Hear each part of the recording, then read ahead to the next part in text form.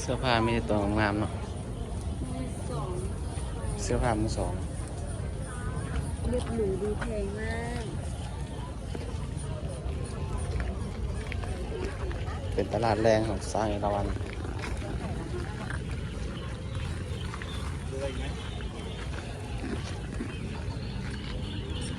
ันนี้ก่อนเป็นโคตรดี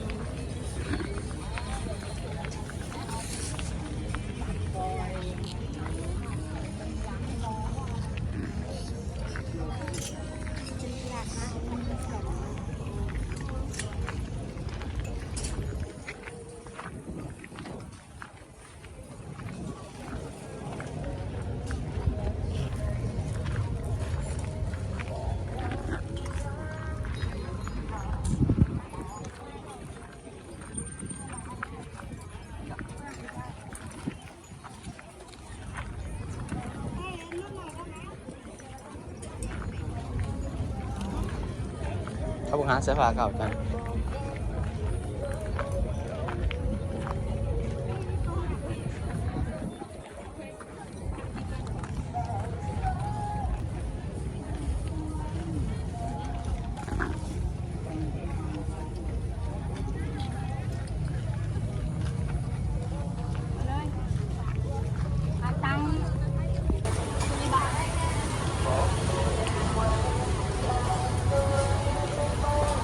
มาโซ่เนาะ